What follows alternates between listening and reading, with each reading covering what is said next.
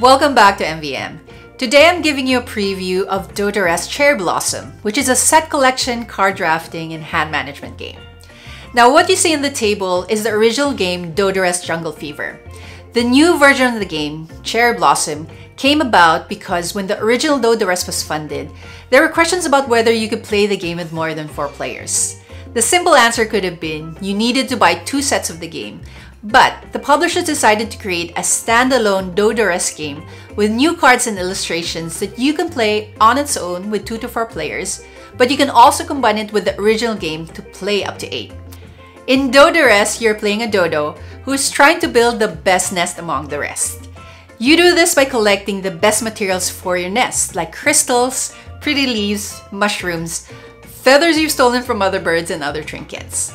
The value of the materials are indicated by the number on the upper left of a card. The higher the sum on the card you collect, the better. And that goes into the set collection aspect of the game, as collecting the same theme on cards or sets of nest materials can gain you more points. Since you're a dodo trying to build your own nest, you need to go out on adventures in order to look for the materials for your home. And in the game, these are represented by the adventure decks. If you look at these cards from left to right, they get scarier and darker. And this represents the dangers that are surrounding you as you go out further as you're adventuring. Now, each turn, players may do 2 actions.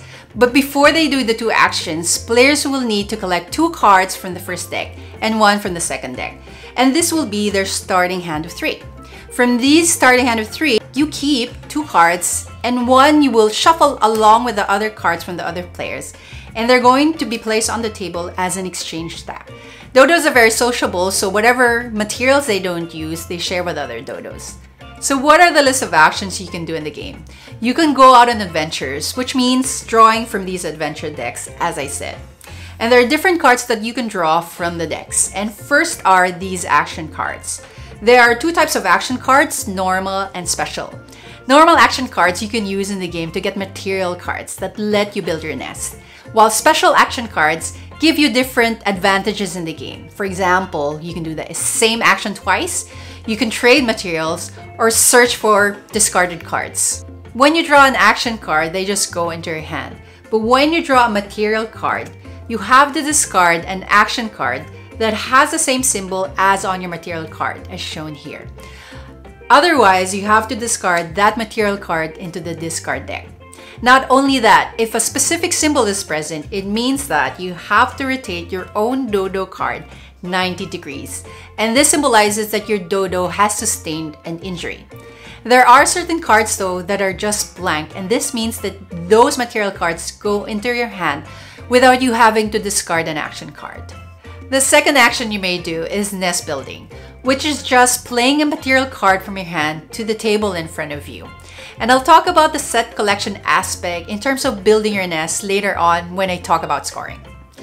The last action you may do is exchanging cards. So you can switch a card from your hand with one of the exchange cards on the table. The exchange cards will always have 1 card which is face down. So you can choose from the ones that are face up, or you could try your luck with a face down card. The nice thing about doing this action is that if you take a material card, you just take it without discarding an action card. Now I'll talk about the fun part of the game, which is the set collection part. In order to explain that part, I need to tell you how to build a nest. A nest has to be made of 6 materials which are arranged in 2 rows. Each row must include 1 basic, 1 padding, and 1 decoration material, which is pretty thematic because basic materials are the skeleton of your nest, so twigs and branches.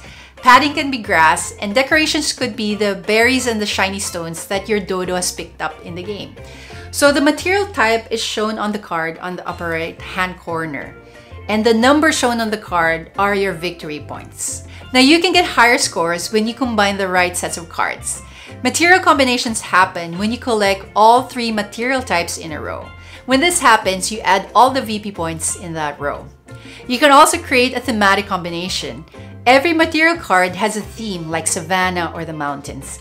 If all 3 cards in that row have the same theme, then you add all the values and multiply it by 2. Now, if you don't get the right combinations, you just score the highest material card in that row. And joker cards can always be used to score extra points as they're always added to the results of that row. Now, as you play this game and try to collect these cards, you realize that the first deck is the safe deck. They contain the more normal action cards and the lower scoring material cards. So they might be safe, but they don't score a lot of VP. When you go on adventuring in the more treacherous decks, the second deck and the third deck, you get juicier cards. The second deck, for example, has special action cards. One of them is the double symbol card, which protects you from more situations, which means less damage for your dodo.